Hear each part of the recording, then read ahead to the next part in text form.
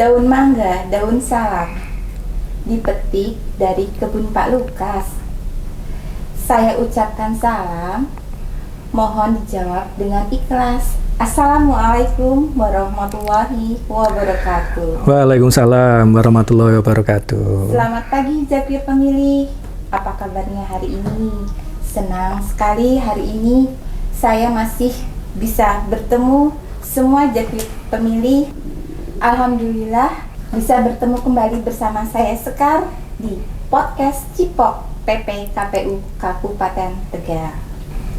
Jakir pemilih, terima kasih juga masih selalu setia bersama kami di kanal YouTube, IG milik KPU Kabupaten Tegal.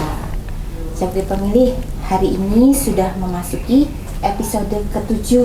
Di episode sebelumnya kita telah menghadirkan pembicara Ketua dan anggota KPU Kabupaten Tegal.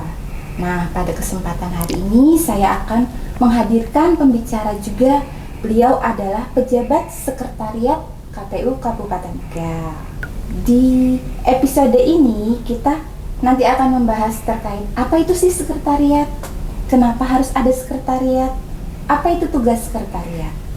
Nah, di episode ke-7 ini saya akan membahas terkait temanya dukungan sekretariat KPU Kabupaten Tegal pada pemilihan umum dan pemilihan kepala daerah serentak tahun 2024. Pada hari ini saya sudah menghadirkan narasumber dan pembicara kita pada hari ini yaitu Sekretaris KPU Kabupaten Tegal. Beliau adalah Bapak Yudi Rolis Priadi. Dengan mempersingkat waktu, mari kita sapa beliau bersama. Jakir pemilih, selamat pagi Bapak. Selamat pagi Mbak Sekar, selamat pagi Jakir pemilih.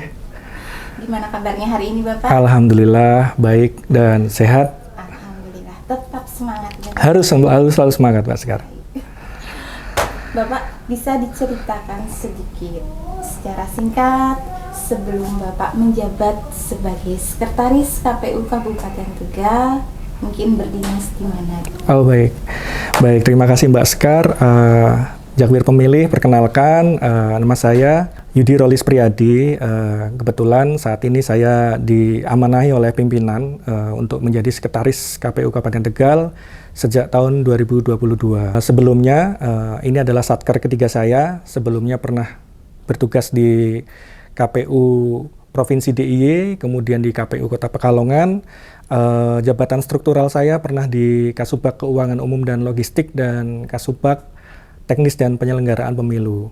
Pengalaman untuk penyelenggaraan pemilu, alhamdulillah dari 2009 kami sudah melaksanakan untuk 4 kali tahapan pilkada dan 4 kali tahapan pileg dan pilpres, Mbak Sekar. Berarti sudah matang ya Pak ya pengalaman. Sudah banyak pengalaman dan banyak belajar, tapi bukan berarti berhenti di situ ya, karena nanti prosesnya terus akan belajar. Betul sekali. Bapak, ini kan Jakir pemilih pasti bertanya tuh, kok ada sekretariatnya di KPU? Baik. Nah, itu kan biasanya cuma komisioner aja tuh Pak. Apa sih sekretariat itu? Mengapa perlu ada sekretariat di KPU? Oke, jadi begini Jakir pemilih. KPU sendiri ini kan dibentuk sebagai amanat dari Amandemen UUD 45 ya, pasal 22E. Di dalam KPU ini ada 2 organisasi. Ini disclaimer dulu ya, tidak dalam maksud untuk mengkotak-kotakkan. Di dalamnya ada komisioner dan sekretariat. Komisioner ini adalah sebagai pengambil kebijakan dengan model kepemimpinan kolektif kolegial. Untuk di tingkat KPU Kabupaten ini ada 5 orang. 1 orang ketua merangkap anggota dan 4 orang anggota. Kemudian untuk sekretariat sendiri, sekretariat ini punya tusi utama yaitu adalah memberikan dukungan teknis dan administratif. Jadi fungsi dari sekretariat ini fasilitator sekaligus eksekutor dari kebijakan yang sudah dikeluarkan oleh Pleno Komisioner. Untuk KPU Kabupaten Tegal saat ini kita alhamdulillah punya 27 orang pegawai yang mempunyai tugas dan selalu siap untuk melaksanakan tugas-tugas tahapan dan tugas-tugas non-tahapan. Nah, di 27 pegawai itu, apakah itu semuanya ASN atau ada tenaga pendukung atau ada P3K-nya Bapak? Ya, komposisinya untuk 27 orang ini ada ASN, di mana di dalamnya ada yang PNS dan P3K, dan kita masih menyisakan 5 orang yang saat ini mudah-mudahan nanti berproses untuk ke P3K. Baik, selanjutnya Bapak, dalam pelaksanaan pemilu, pilkada, apa peran sekretariat dan juga pada pasca tahapan pemilu dan pilkada ini Pak? Oh baik, oke, menarik sekali ya. Sebagai lembaga negara, tentu tusi dan kewenangan kita ini diatur oleh undang-undang. Kalau kita melihat tugas dan kewenangan diatur di Undang-Undang 7 2017, kita bisa lihat di situ ada 12 tugas yang melekat di KPU Kabupaten Kota. Nah, dari mulai perumusan program dan anggaran, kemudian pembuatan kerangka hukum, hingga ke tugas-tugas yang berkaitan dengan penata kelolaan pertanggungjawaban keuangan. Posisi sekretariat dalam tahapan itu tentu sebagai pihak yang melakukan proses fasilitasi atau memberikan bantuan backup atas tahapan-tahapan yang sedang berlangsung. Jadi di mana ada tahapan, baik itu tahapan pemilu maupun di non-tahapan, sekretariat itu mempunyai kewenangan untuk melakukan proses fasilitasi. Kemudian di masa-masa non-tahapan seperti sekarang, sebagaimana kita ketahui, pemilu ini kan sebuah siklus ya, dari mulai pre-election, kemudian ada election dan post-election. Sekarang kita ada di tahapan post-election, di mana kita melaksanakan evaluasi atas pelaksanaan pemilu yang sudah berjalan, yang tujuannya untuk mempersiapkan pemilu yang akan selanjutnya. Tugas administrasi pasca evaluasi dilakukan. Saat ini di sekretariat kita masih melakukan tata kelola pertanggungjawaban keuangan. Kemudian kita juga melakukan penyelamatan arsip. Nah, sebagaimana kita tahu, arsip pemilu ini adalah arsip negara yang sifatnya permanen. Jadi harus kita tata kelolakan dengan baik. Kemudian sebagai fungsi administrasi dari abdi negara, kita juga ada penata kelolaan sarpras, kemudian pembinaan SDM di internal sekretariat, agar nantinya ketika akan melaksanakan persiapan pemilu selanjutnya, SDM sekretariat ini bisa dalam kondisi siap dan kompeten. Ya, terus Pak, apa sih Pak perannya pada saat logistik kemarin sekretariat itu Pak? Oke. Untuk mensukseskan pemilu dan pemilihan. Ya, kita tahu ya, KPU Kabupaten Tegal ini salah satu satker yang besar di Jawa Tengah. Kalau kita bicara DPT misalkan, DPT kita ini nomor 3 terbesar se-Jawa Tengah. Nah, ini kaitannya dengan beban logistik juga. Logistik kita ini kemarin pelaksanaan pemilu ada 4.684 TPS, yang tentunya dari sisi beban itu sangat luar biasa. Nah, posisi sekretariat di mana? Posisi sekretariat yang pertama adalah sekretariat punya kewenangan untuk melaksanakan proses perencanaan, persiapan, dan pengadaan barang-barang logistiknya. Jadi sebelum dilaksanakan tata kelola atau istilahnya setting ya di gudang, ini proses-prosesnya kemarin dilaksanakan secara berjenjang oleh Kesekjenan, kemudian sekretariat KPU Provinsi. Kemudian fungsi yang kedua di sekretariat berkaitan dengan logistik adalah kita punya kewenangan untuk melaksanakan distribusi logistik secara berjenjang pula dari tingkat dari gudang KPU Kabupaten, kemudian ke gudang di tingkat kecamatan, ada 18 titik saat itu. Kemudian kita lakukan asesmen dan monitoring juga hingga ke gudang di tingkat kelurahan atau desa, ada 287 titik ya saat itu. Kemudian H-1 memastikan bahwa barang logistik semuanya harus sudah sampai ke TPS di 4.684. Jadi kemarin untuk logistik ini memang cukup luar biasa ya. Ini kerja kolosal, banyak sekali pihak yang membantu kita, dari mulai pemerintah daerah, terus kemudian jajaran Forkompinda, TNI, Polri, Kejaksaan, kemudian masyarakat juga, karena kita kemarin ada beberapa yang kita swakelolakan ya, kayak pekerjaan sortir lipat. Jadi ini pekerjaan yang memang kolosal, Tapi alhamdulillah untuk logistik kemarin kita bisa melaksanakan dengan baik. Motonya kemarin logistik ini kan no mistake, zero accident. Dan alhamdulillah KPU Kabupaten Tegal mendapatkan apresiasi dari provinsi. Kita 2 terbaik dalam pengelolaan logistik di Jawa Tengah. Nah Pak, kemarin kan KPU Kabupaten Tegal se-Jawa Tengah mendapatkan terbaik pertama sarana dan prasarana. Iya, betul. Bisa diceritakan Pak? Oke. Jadi balik lagi ya ke fungsi atau tusi utama dari sekretariat ini kan adalah memberikan dukungan teknis dan administrasi. Dalam rangka mencapai tujuan tersebut tentunya dibutuhkan beberapa hal, misalkan SDM, kemudian adalah Sarpras untuk penunjang infrastruktur bekerjanya teman-teman di sekretariat.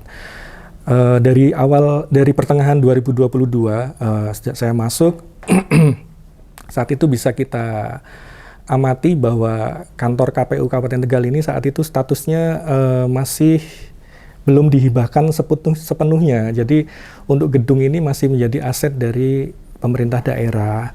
Ini salah satu kendala juga untuk perawatannya. Nah, saat itu kita kemudian susun beberapa strategi dan langkah-langkah untuk melakukan perbaikan di internal, perbaikan sarprasnya, perawatan gedung dan bangunan. Kemudian kita juga melakukan upaya-upaya komunikasi yang intensif ke pemerintah daerah. Jadi alhamdulillah saat ini gedung dan bangunan di KPU Kabupaten Tegal ini sudah sepenuhnya milik KPU, dalam hal ini pemerintah Republik Indonesia.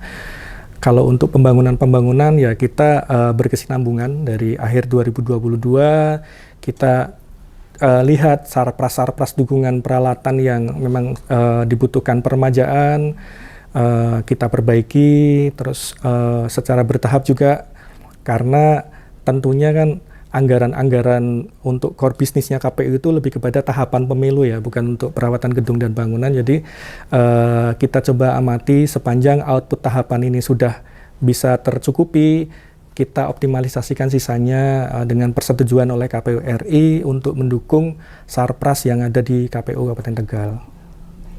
Berarti kita teman-teman Jakpir pemilih nanti bisa mampir loh ke KPU Kabupaten Tegal dengan berbagai fasilitas yang telah disediakan oleh KPU Kabupaten Tegal. Betul sekali Mbak. Jadi tentunya peningkatan sarpras ini kan muaranya sebetulnya adalah untuk pelayanan ya. Jadi pelayanan bagi masyarakat atau Jakpir pemilih, bagi peserta pemilu yang akan menggunakan data-data hasil pemilu. Jadi agar balik lagi outcome-nya agar masyarakat ini terlayani dengan baik. Jadi seperti itu sih tujuannya. Baik Bapak. Dalam melaksanakan dan menjabat sebagai sekretaris KPU Kabupaten Tegal, selama menjadi sekretaris KPU Kabupaten Tegal, itu pasti ada suka, duka, tantangan tersendiri dalam pelaksanaan tugas kesekretariatan.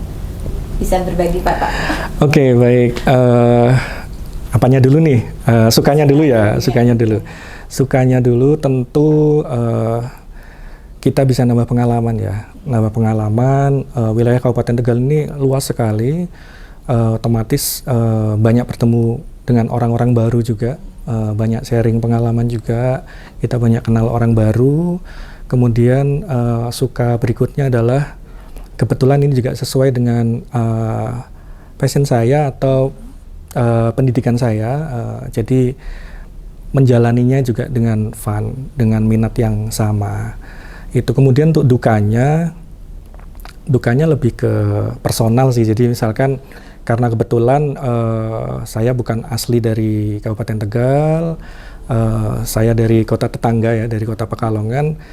Untuk pada masa-masa tahapan yang seperti tadi logistik ini luar biasa, ini nggak pernah pulang ke rumah. Kemudian tantangannya balik lagi ya, ini masa-masa non tahapan seperti ini itu kan kita harus tetap menjaga mesin atau kinerja kita khususnya di sekretariat ini agar tetap hangat. Jadi jangan sampai nanti ketika sudah mulai masuk tahapan kita udah nggak ada passion nih, kita udah loyo duluan. Jadi tantangannya adalah bagaimana kemudian membuat sumber daya manusia di sekretariat ini tetap dalam kondisi siap. Nah, ada beberapa cara ya. Yang pertama adalah tentu kita menempatkan orang sesuai dengan kemampuan dan bakatnya. Jadi right man on the right place itu kita lihat betul-betul. Terus kemudian kita juga punya SOP ya. Jadi konsistensi terhadap SOP itu menjadi kunci. Kita laksanakan betul-betul SOP itu. Ada atau tidak ada yang melakukan pengawasan, yang namanya SOP tetap harus dilaksanakan. Terus kemudian kita juga selalu menghimbau kepada teman-teman di sekretariat untuk meningkatkan kapasitas. Banyak medianya. KPU Provinsi ini beberapa waktu belakangan ini secara reguler seminggu 2 kali itu melaksanakan proses sharing session ya. Jadi berkaitan dengan misalkan logistik, terus kemudian terkait dengan arsip, terus kemudian terkait dengan hal-hal hukum dan teknis penyelenggaraan pemilu. Tujuannya apa? Ya balik lagi untuk meningkatkan kapasitas teman-teman di sekretariat. Pesan-pesan untuk Jakwir pemilih Bapak. Oke. Jakwir pemilih, pilihan negara demokrasi ini kan sudah diwariskan oleh para pendiri bangsa ya. Jadi kita sudah tidak dalam hal untuk mengkritisi lagi bentuk pemerintahan dari negara kita. Tugas kita apa? Tugas kita ya terlibat dengan baik dalam proses atau dalam sistem pemerintahan itu. Caranya misalkan menjadi pemantau pemilu atau menjadi penyelenggara pemilu. Kesempatannya sangat terbuka lebar dari mulai KPU, Bawaslu, kemudian ada PPK, PPS, hingga KPPS. Seminimal-minimalnya partisipasi dari Jakwir pemilih ini adalah menjadi pemilih cerdas. Jadi gunakan hak pilihnya dengan baik, karena satu hak suara Anda itu menentukan nasib bangsa.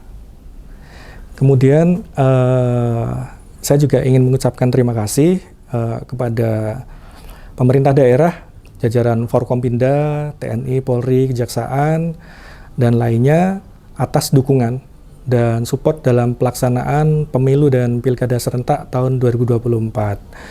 Kami atas nama sekretariat juga mohon maaf atas kesalahan dalam pelaksanaan tugas dan fungsi pada masa-masa non-tahapan. Harapannya nanti sinergitas yang sudah terjaga ini akan tetap bisa kita laksanakan dengan baik pada masa-masa non-tahapan ini.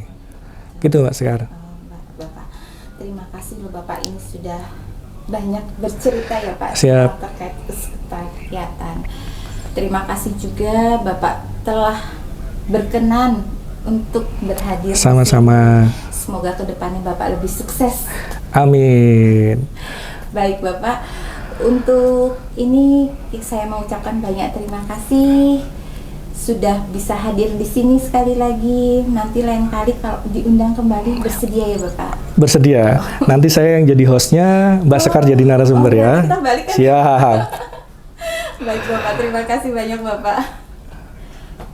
Baik Jakwir pemilih, kita sudah sampai di penghujung acara pada hari ini. Di episode ke-7 ini banyak hal yang kita tahu terkait kesekretariatan. Jakwir pemilih bisa memilah tuh apa itu yang namanya KPU dan apa itu yang di sekretariatnya. Nah Jakwir pemilih, jangan lupa selalu tongkrongin YouTube, IG milik KPU Kabupaten Tegal. Akhir kata ini saya pertama tadi kan mengasih pantun. Terakhir juga saya pasti kasih pantun kembali ya Jakwir pemilih. Burung pelikat, burung cendrawasih. Cakep. Cukup sekian dan terima kasih. Sampai jumpa di podcast di episode berikutnya. Wabillahi taufik walhidayah. Assalamualaikum warahmatullahi wabarakatuh. Waalaikumsalam warahmatullahi wabarakatuh.